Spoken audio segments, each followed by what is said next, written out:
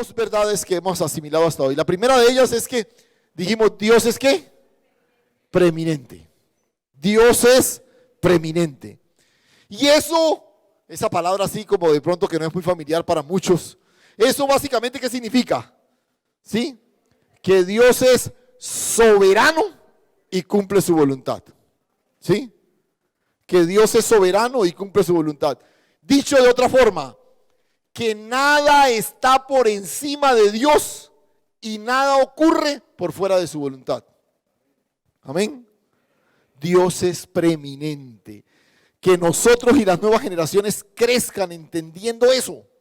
Nada está por encima de Dios y nada ocurre por fuera de su voluntad. Aunque a usted no le parezca, aunque usted crea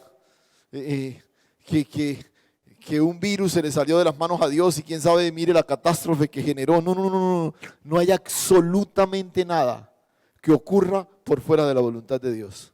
Amén. Porque esa verdad a muchos se les olvidó con esto de la pandemia. Entonces, estaban como olvidando un concepto que es vital en la columna vertebral de la fe cristiana. Dios es preeminente. Amén. Lo segundo, que la segunda verdad que enunciamos, y por eso les dije, solamente llevamos dos. La segunda verdad es que el objeto final de todo es Cristo. El objeto final de todo es Cristo. La razón última de todo es Cristo. ¿Por qué? Porque todo fue hecho en Él, por Él y para Él. Para Él. ¿Sí? Entonces el punto que estamos enfatizando aquí es que nosotros y las nuevas generaciones entendamos que Cristo es la razón por la cual vivimos. Es más, usted fue escogido en Cristo antes de la fundación del mundo. Escuche, esto es clave. Porque no fue que después del día quinto Dios dijo, como que me falta por hacer. Y entonces en el día sexto dijo, pues hagamos, no sé, hagamos un hombre, ¿cierto? A ver qué nos sale de ahí. No. Escuche, nosotros fuimos escogidos en Cristo antes de la fundación del mundo. O sea, cada cosa que Dios hizo en los 5 primeros días y aún en el día sexto, antes de la creación del hombre, todo apuntaba a algo que Dios estaba haciendo para que el hombre manifestara a Cristo. O sea, la creación fue hecha para eso. Entonces, por eso el objetivo final de todo es Cristo. Y el punto aquí, porque este es el que estamos desarrollando, yo les decía, vean, nosotros fácilmente enseñamos la historia de Jesús a las nuevas generaciones. Y está bien. Deben saber que el Señor se hizo carne, que habitó entre nosotros, que nació en un pesebre, que no sé qué, bueno, todo lo que tradicionalmente le enseñamos a las nuevas generaciones. Pero nos hemos olvidado de enseñarle esto precisamente. Este punto, que el objeto final de todo es Cristo. Porque yo les decía, si las nuevas generaciones solo aprenden la historia de Jesús, en el mejor de los casos, crecerán viendo a Jesús como un modelo de vida, en el mejor de los casos. ¿Eso es malo? No, eso está bien, pero es terriblemente incompleto. Repito, ellos verán a Jesús como un modelo de vida, pero es que Jesús es su vida. Es su vida. Jesús no es un modelo que yo imito, es una vida que yo manifiesto. ¿Ven la diferencia? Entonces, si solo le enseño la historia, ellos van a ver un modelo que imitar. Y otra vez, eso no es malo. Pero repito, no es eso lo que Dios quiere. Dios quiere que ya no seamos nosotros, sino que Cristo sea el todo en todos. Amén. Entonces, seguimos repasando. En ese punto dijimos, bueno, ¿cómo le enseñamos a las nuevas generaciones a que el objeto final de todo es Cristo? ¿Cómo tratamos de que esta verdad se haga vida en ellos? Entonces dijimos, bueno, miremos el modelo de Jesús. ¿Cómo Jesús vivió para que todo el mundo comenzara a reconocer que Él era el Hijo de Dios. ¿Sí? ¿Qué pasó con Jesús? Hicimos un ejercicio que comenzamos el domingo pasado, mirando la experiencia de Jesús, la manifestación como Hijo de Dios desde el relato de Mateo. Y no vamos a estudiar todo Mateo ni nada de esto. Tomamos simplemente los primeros capítulos para hacer un ejercicio de observación que nos permite apreciar el proceso que ocurrió en Jesús y de paso poder bendecir las nuevas generaciones con esa enseñanza. Entonces, la primera cosa que dijimos fue que debemos ofrecerle a las nuevas generaciones un entorno familiar que manifieste la vida de Cristo, la vida del Hijo. ¿Sí? Nosotros tenemos la responsabilidad de crear un entorno familiar donde Cristo sea claramente manifestado, sea claramente visible. Y por favor, si usted dice, pastor, pero es que ya mi familia, mis hijos ya se fueron, ya estamos solamente mi esposa y yo, mi esposo y yo, y ya, no importa, escúcheme. Y sus hijos vendrán a visitarlo, sus nietos llegarán al seno de su hogar, y su única responsabilidad, no importa el tiempo que haya pasado, es que ese entorno familiar que usted conforma manifieste la vida de Cristo. Ese es el gran desafío. Y veíamos Mateo 1 y analizábamos un poquito la genealogía de Jesús y cómo Mateo, en esa lista larga de nombres y todo lo demás, nos mostraba que el centro de todo era la manifestación de la vida de Cristo. Entonces, un entorno familiar que manifieste la vida del Hijo. Y acotábamos algo interesante esta mañana. Cuando Jesús comienza su ministerio público, ¿qué edad tiene? 30 años. Digamos que la mayoría de estudiosos coinciden en que debería estar por el filo de los 30 años. Casi no sabemos nada de Jesús durante todo ese tiempo, salvo por allá una narración que hay a los 12 años, cuando estuvo en el templo, en medio de una de las fiestas y todo lo demás. ¿Dónde pasó Jesús todo ese tiempo en el que no estuvo ejerciendo un ministerio público? ¿Dónde? En su casa, en su hogar. Y algunos incluso creen que en algunos años él ejerciendo como cabeza de hogar. ¿Sí? Pero fue en el hogar. Es en el hogar donde, escuche esto por favor, es en el hogar donde se afirma la identidad que él después mostraría en público. ¿Qué identidad? Que él era el Hijo de Dios. O sea, fueron 30 años en el hogar afirmándose en la identidad que el Padre le había dado para después en 3 años manifestar públicamente. O sea, el entorno familiar fue determinante aún en la vida de Jesús mismo. Ahora, ¿cuánto más para nosotros?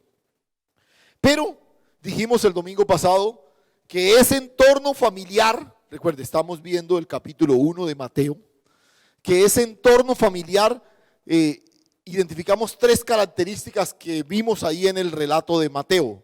A ver, recuérdenmelas, porque el martes estaba entrando en crisis yo en el tiempo de la oración, porque hice esta pregunta y nadie me la contestaba, oiga. Me contestaban por otras cosas raras. Yo dije, Dios mío, casi me hacen pasar la carta de renuncia, oiga. Y es que lo prediqué hace 2 días. A ver, ¿qué características? Y mencionamos 3. Debe tener ese entorno familiar que manifiesta la vida del Hijo. La primera, ¿cuál es? Sí. Todos mencionaron eso, la centralidad de Cristo, y eso es cierto. Pero hay un complemento de esa afirmación que es clave. La centralidad de Cristo y no la perfección nuestra. Porque recuerde, ¿qué es lo que pasa en nuestros hogares? Nosotros queremos que los hijos sean como yo, ¿sí? Así, vea, usted debe ser responsable como yo, trabajador como yo, mire que no sé qué. Entonces, en últimas, el modelo de las nuevas generaciones es o papá o mamá o el abuelo o no sé qué, ¿sí? Y otra vez, no, escúcheme, no es que nuestros hijos se levanten imitándonos a nosotros, sino reconociendo la vida de Cristo que nos habita. Porque puede que nosotros no seamos el mejor modelo, ¿sí? Pero Cristo es la vida que ellos deben manifestar. Y cuando veíamos la genealogía de Jesús, veíamos que hay nombres realmente como con pasados muy oscuros. Pero ahí están, ahí están. Porque el entorno familiar que manifieste Cristo no descansa en la perfección nuestra, sino en la centralidad de Cristo. Nuestros hijos más que nadie conocen nuestras fallas, conocen nuestra vulnerabilidad, ellos más que nadie, ¿sí? Ellos más que nadie. Pero qué lindo que a pesar de ver las fallas nuestras, puedan reconocer en nosotros nuestra dependencia de Cristo Jesús. Eso es la clave ahí. Entonces, en medio de toda esa genealogía con nombres que nosotros borraríamos de ahí, al final dice, pero esta es la genealogía de Jesucristo, Hijo de Dios. Amén. Segunda característica, un entorno donde se atiende y obedece la voz de Dios. Recuerda que veíamos el ejemplo de José, ¿no? El ángel viene a decirle a José que tome a su mujer, a pesar de que esté embarazada y que él sabe que no es de él. Le dice, no, pero recíbela, recíbela. Y dice el texto que él, después de levantarse del sueño, fue y la tomó y la recibió como esposa. O sea, José atendió y obedeció la voz de Dios.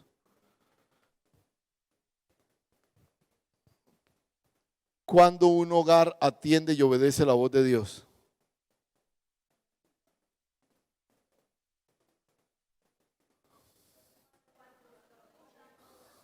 Cuando la oye. Cuando la oye.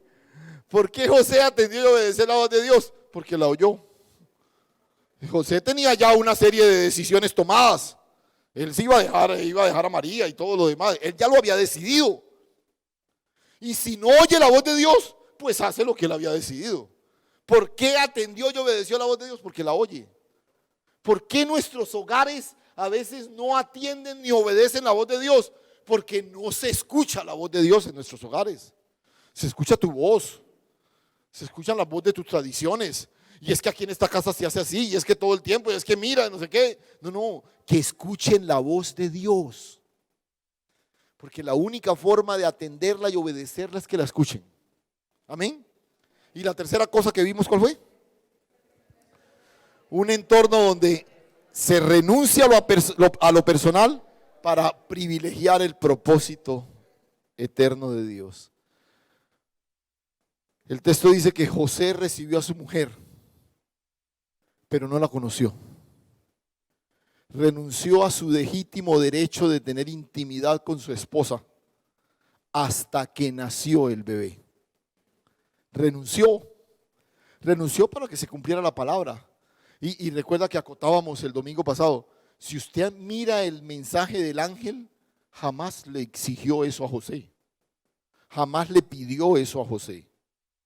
José, el texto dice que él no la conoció. Él renunció. Y la implicación que veíamos de esto es que en medio de un contexto donde una sociedad que nos invita a tomar, a apropiarnos de todo, a poseerlo todo, nos encontramos un mensaje donde Dios nos dice, el desafío es aprender a renunciar. Aprender a renunciar para que se cumpla no lo que tú quieres, sino lo que Dios quiere. Amén. Ahí, ahora sí, comenzamos entonces. La siguiente. Entonces les dije primero, un entorno familiar donde se manifieste la vida de Cristo, le vimos las 3 características. Pero lo segundo, ¿qué estamos viendo? Recuerde, estamos tratando de identificar cómo enseñarle a las nuevas generaciones que el fin último de todo es Cristo. Es Cristo, no se olvide. Segundo, entonces, enséñales a no moverse por las circunstancias, sino por la dirección divina, sino por obediencia a lo que Dios dice. Enséñales a no moverse por las circunstancias, sino por la dirección divina. Que se muevan por dirección divina, no en respuesta a las circunstancias que viven.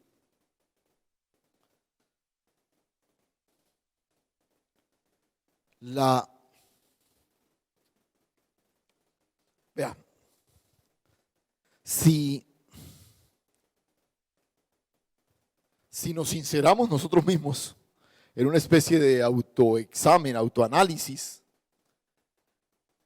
tenemos que reconocer que muchas de nuestras decisiones, mucho de lo que finalmente hicimos, emprendimos, el lugar incluso donde vivimos, pasos trascendentales de nuestra vida, los tomamos más presionados por las circunstancias que por la certeza de que Dios nos estaba moviendo a hacerlo. Y terminamos ubicándonos en tal lugar, estudiando tal carrera, trabajando en tal lugar, haciendo esto y lo otro, porque es que imagine, pues es que me quedé sin trabajo, es que se enfermó tal persona, es que no sé qué. Y entonces, como que la presión de las circunstancias me llevó a hacer algo, me llevó a tomar una decisión, y que en algunos casos, después de un tiempo pienso, ¿yo por qué me metí en eso? Pero te metiste en eso porque nunca consultaste con el Señor. Y es muy interesante cuando uno mira el capítulo 2 de Mateo, ubíquese por favor ahí en el capítulo 2. Los primeros 12 versículos nos narran la visita de estos magos de Oriente que vienen a visitar al Señor, a traerles presentes y todo lo demás que hacen allí. Recuerdan que van hasta Jerusalén, se encuentran con Herodes y Herodes les dice dónde es que nació el niño y todo esto. Y a partir del verso 13, mire ahí el versículo 13 precisamente dice: después que partieron ellos, he aquí un ángel del Señor apareció en sueños a José y dijo: levántate, toma al niño y a su madre y huye a Egipto y permanece allá hasta que yo te diga, porque acontecerá que Herodes buscará al niño para matarlo. Y él despertando tomó de noche al niño y a su madre y se fue a Egipto. De pronto usted me dirá: pastor, pero un momentico, José coge al niño y a María y se van a Egipto precisamente porque por una circunstancia de amenaza. Entonces uno puede decir: ¿cómo así el pastor está diciendo que no actuemos por circunstancias sino por dirección? Pero José se está moviendo en medio de una amenaza. Escuche, mire bien el texto. Y si usted se da cuenta, la amenaza no se ha desatado todavía. La amenaza surgió al día siguiente, cuando Herodes se ve burlado por los magos que no regresan, y entonces da la orden de que se persiga y se maten a los niños menores de 2 años. Pero la amenaza no ha surgido todavía. ¿Cuál es la diferencia aquí? Que la voz de Dios no solo le anticipa a José lo que va a ocurrir, sino que le indica lo que debe hacer. Y ahí es donde está la gran ventaja de depender de la voz de Dios y no de la presión de las circunstancias. Porque cuando tú escuchas la voz del Señor incluso te anticipa las circunstancias.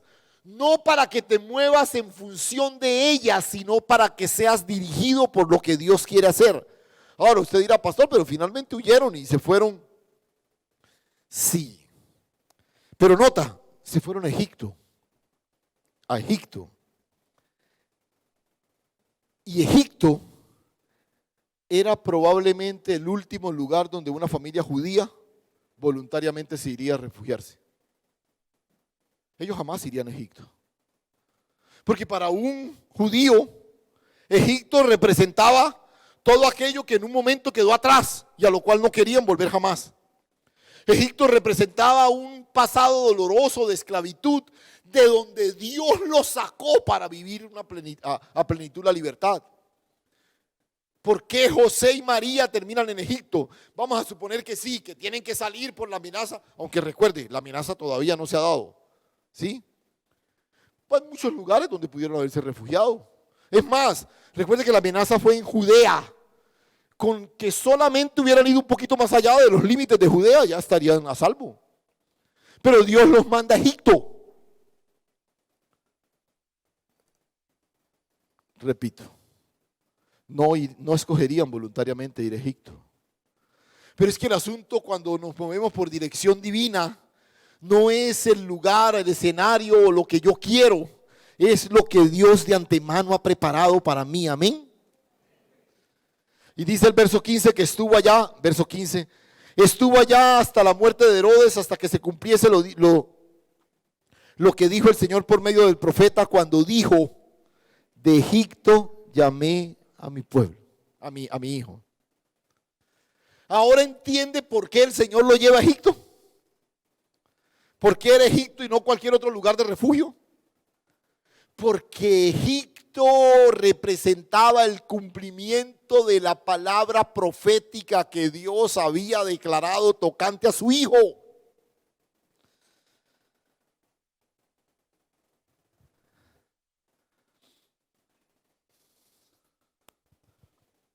Tú podrás refugiarte en cualquier lugar. Tú podrás sacarle al cuerpo a cualquier situación de dificultad yéndote para el lugar que tú quieras. Pero cuando tú permites que tu vida y tu familia sean movidas por la voz de Dios, tú vas a ver en ti y en tu familia el cumplimiento de la palabra de Dios en ustedes. Para que se cumpliese lo dicho por el profeta, de Egipto llamé a mi hijo. A mi hijo. Otra vez, tú podrás salir adelante en cualquier lugar. No es que aquí la cosa está difícil y yo me voy para no sé dónde. Es que me dijeron que en tal parte, que no sé qué, no, está bien. Puedes hacerlo, no hay problema y de pronto te va a ir bien y todo lo demás. Y le sacaste el cuerpo a la situación económica complicada. Pero es que no vivimos en esta tierra sacándole el cuerpo a las circunstancias. Vivimos en esta tierra manifestando la voluntad de Dios y cumpliendo su propósito. Y es muy interesante porque de Egipto llamé a mi hijo. Observe, Mateo está destacando aquí que lo importante de todo este proceso es que se está viendo con claridad la identidad del bebé. ¿Ese bebé quién es? El Hijo de Dios. Está siendo llevado de un lado a otro, que vino primero acá y nació en Belén, ahora se fue para Egipto y él quería regresar a Judea y Dios le dice que no, que vaya a Nazaret, y entonces todo como que aquí para allá.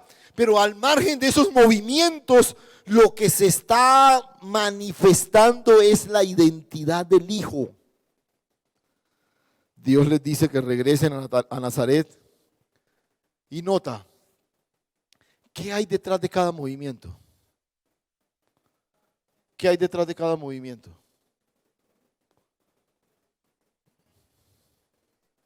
La dirección de Dios, la instrucción de Dios. Pero es que alguien nos estaba echando de Egipto, porque usted puede decir, se fueron a Egipto porque nos estaban persiguiendo.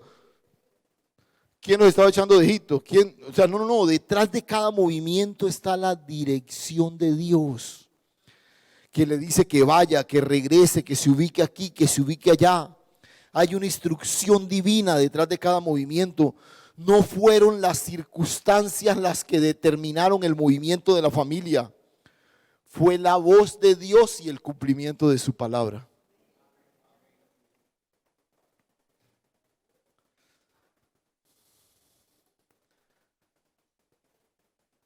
este es un mundo en el que hay muchas oportunidades y tú puedes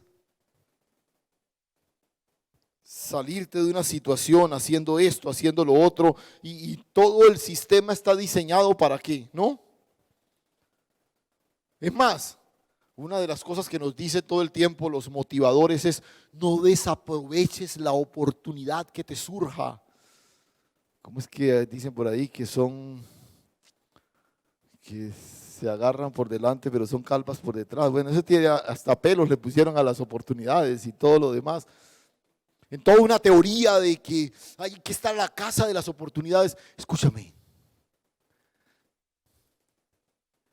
hay que estar atentos a la voz de Dios, a la voz de Dios, porque ni siquiera nosotros nos movemos por oportunidades, sino por dirección divina. Yo siempre te he dicho, no empujes puertas, pero solo entra por las que Dios te abra. Solo entra por las que Dios te abra.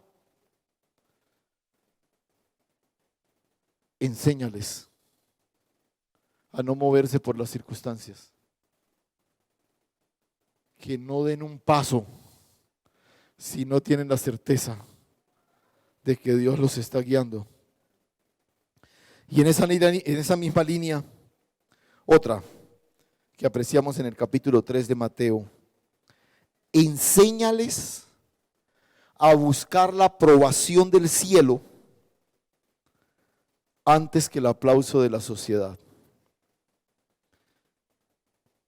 Y ojo, porque esta es una de esas afirmaciones que yo les he dicho que son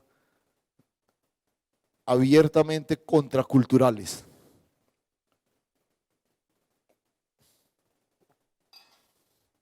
Porque yo creo que aunque no querramos reconocerlo, la mayoría de nosotros como padres queremos que nuestros hijos sean aplaudidos por todo el mundo, sean reconocidos por todo el mundo, que lleguen a los escenarios de mayor reconocimiento y todo lo demás. Que si decidió ser un profesional en determinada área, en esto, en lo otro, que todo el mundo reconozca. Pero esto tiene que ver más que con lo contrario, es un asunto de prioridades. Escúchame. Enséñales a buscar la aprobación del cielo antes que el reconocimiento de la sociedad. Esta es una generación que ha sido criada para estar en la cima, para que no te dejes allá quitar por nadie, para que llegues al lugar donde nadie más podrá desalojarte y todo ese tipo de cosas. Pero nuestro gran compromiso es poder decirles: no, tu primera preocupación es que todo lo que haces alegre el corazón de Dios. Alegre el corazón de Dios. Mateo 3 nos presenta en los primeros versículos a Juan el Bautista, la llegada de Juan el Bautista, su ministerio, todo lo que comienza a hacer. Pero a partir del verso 13 está el punto que quiero enfatizar. Dice el versículo 13: entonces Jesús vino de Galilea a Juan al Jordán para ser bautizado por él. Mas Juan se le oponía diciendo: yo necesito ser bautizado por ti y tú vienes a mí. Pero Jesús le respondió: deja ahora, porque así conviene que cumplamos toda justicia. Entonces le dejó. Y Jesús, después que fue bautizado, subió luego del agua. Y aquí los cielos le fueron abiertos y vio al Espíritu de Dios que descendía como paloma y venía sobre él. Y hubo una voz de los cielos que decía: este es mi Hijo amado, en quien tengo complacencia. Mire, imagine esto.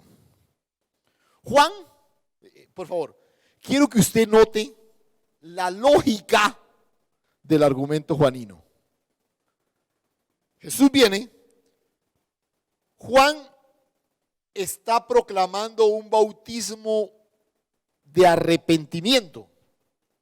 Entonces Juan dice, tú tienes que arrepentirte, tienes que renunciar a tus pecados y seguir la ley de Dios, y entonces ven y bautízate como confirmación de que te arrepentiste.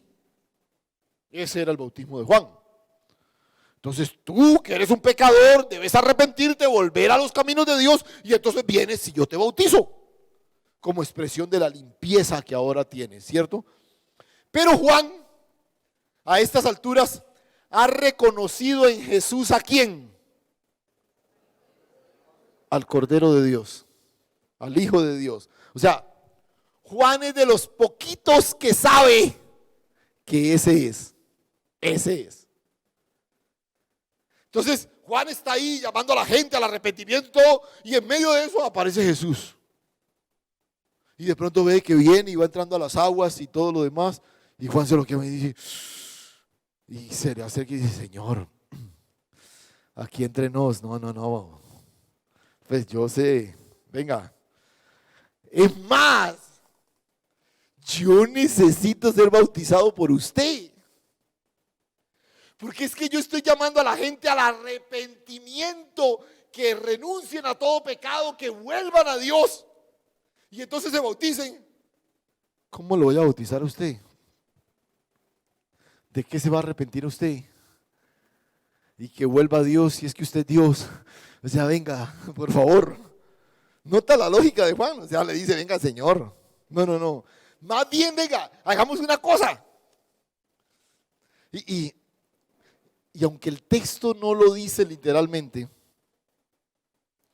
yo presumo que lo que Juan quería era aprovechar la coyuntura para hacer una especie de lanzamiento público de quién era Jesús.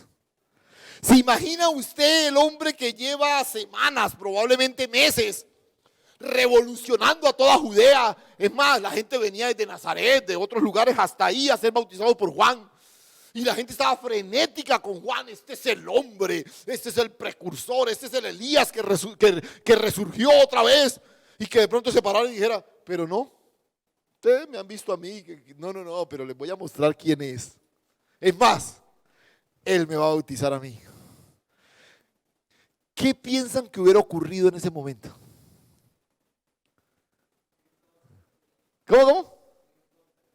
Claro, o sea, eso hubiera sido el alboroto del siglo. La popularidad de Jesús se hubiera ido de cero a, qué sé yo, no sé cómo medir esto aquí. La gente seguramente, wow.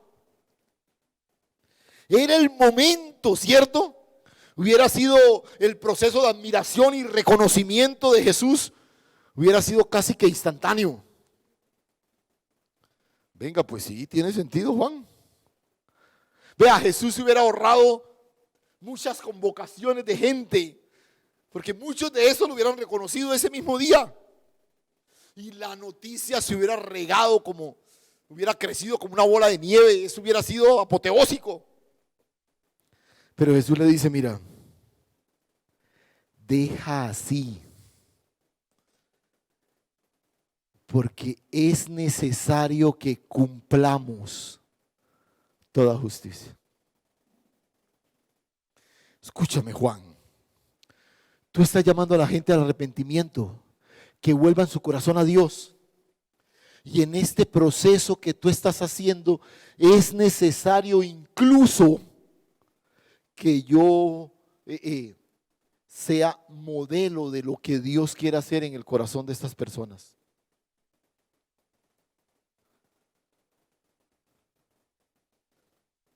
Sin duda alguna,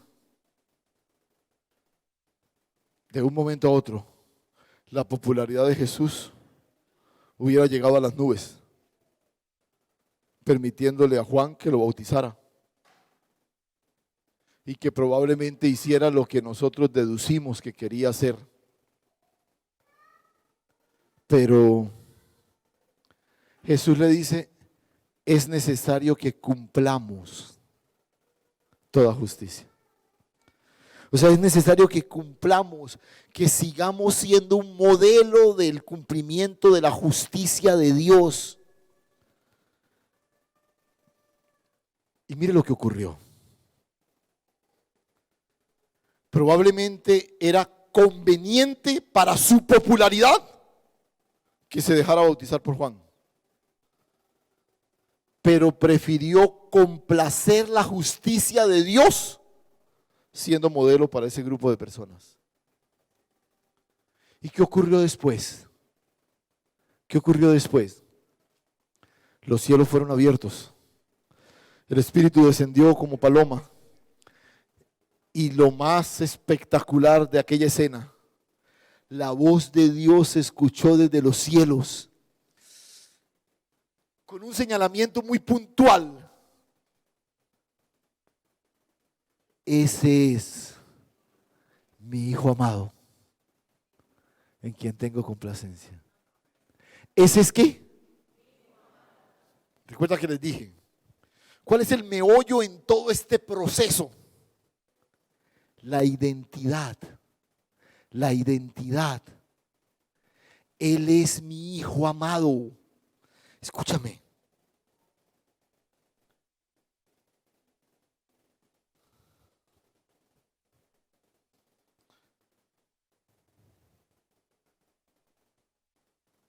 Es necesario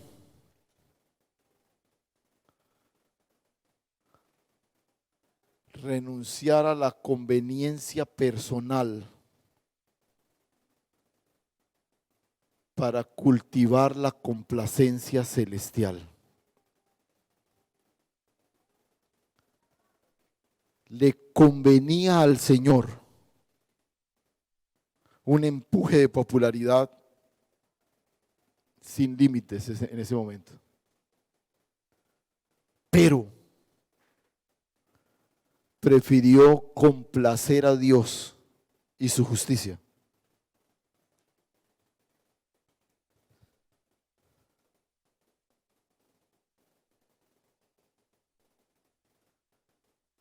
Estamos frente a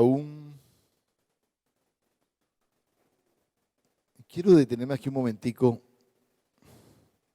Ya no vamos a avanzar más hoy, pero quiero detenerme aquí un momentico. Porque cuando empecé este punto les dije, estamos frente a uno de esas declaraciones absolutamente contracultural.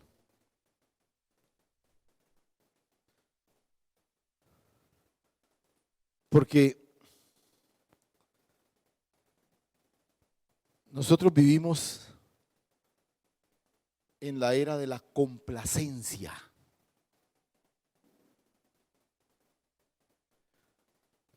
Mira con un poquito de entendimiento, por ejemplo, toda una parrilla comercial en medio de un programa.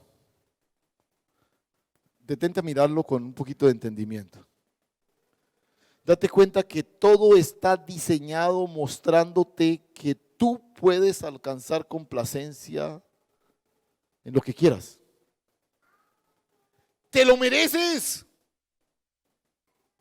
Te lo has ganado. Y casi que nos imponen la demanda de que yo debo vivir es para complacerme. ¿Cuál es la principal lucha que comenzamos a tener con los niños, aún los bebés? Por favor, nótalo. ¿Cuál es la principal reacción de ellos? La reacción antagónica a cualquier cosa que tú le pides que haga o que deje de hacer. Su principal reacción, ¿por qué es?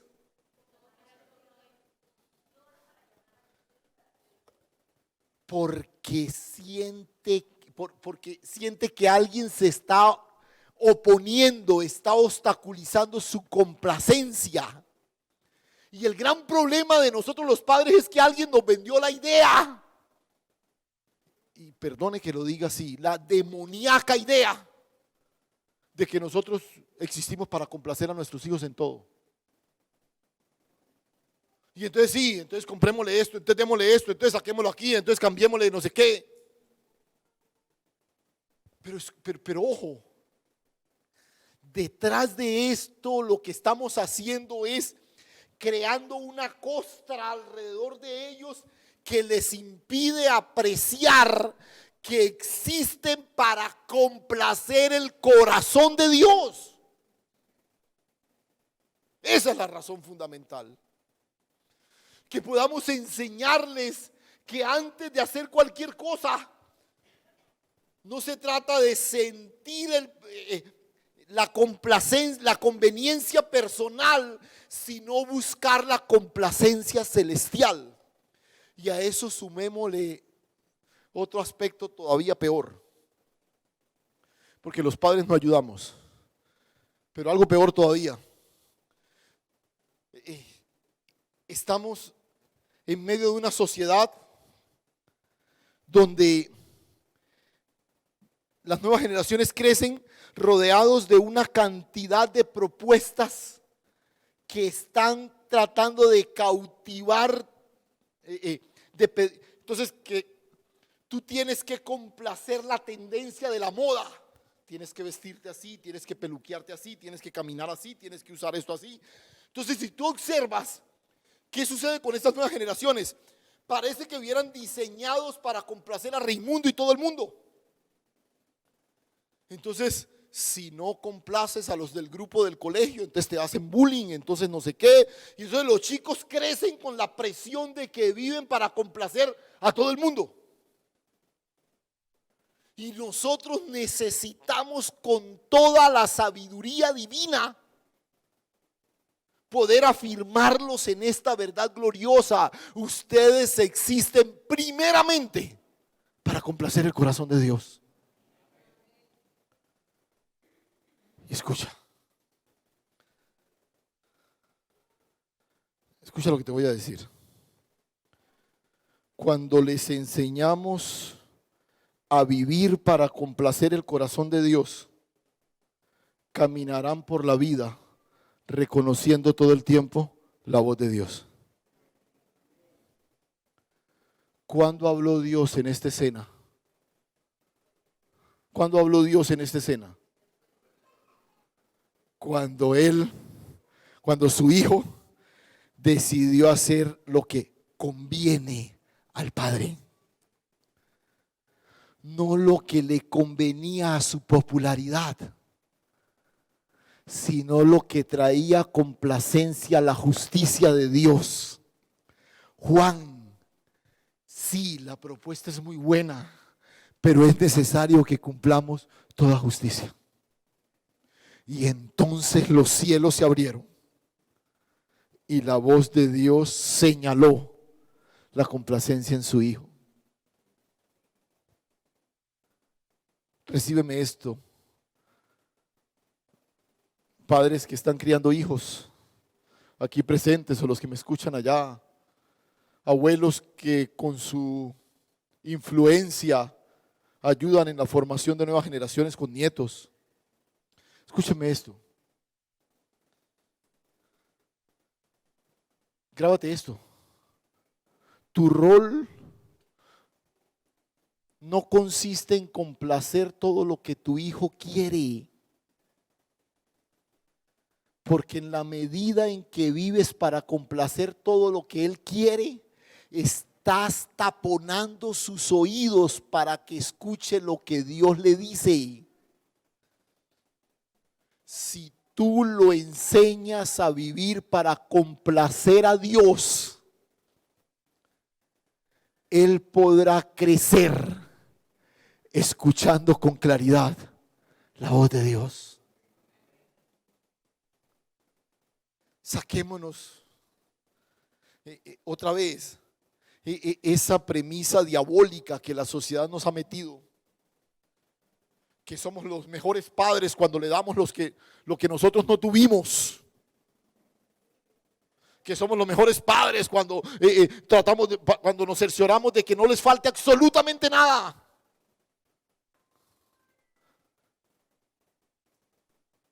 Que crezcan apreciando el señalamiento y la voz del cielo antes que los aplausos y los reconocimientos de quienes los rodean. Porque cuando ellos complacen el corazón de Dios, Dios no te tendrá problema en ponerlos en los lugares de preeminencia.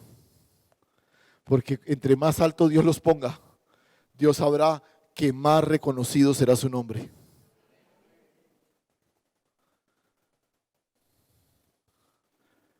Pero no es tan sencillo. Porque está ahí.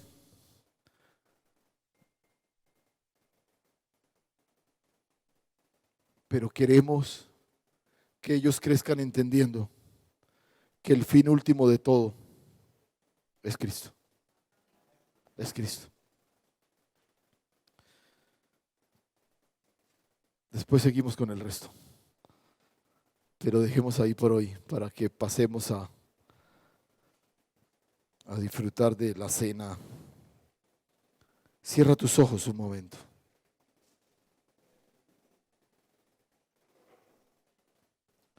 Padre, gracias. Wow, Señor. Quizás al revisar con detenimiento algunas de estas cosas, hay tantas cosas por las cuales pedirte perdón, Señor.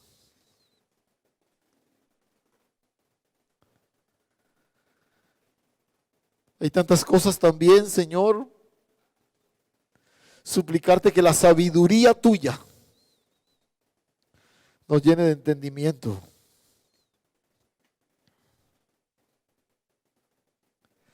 Queremos seguir soñando con generaciones libres.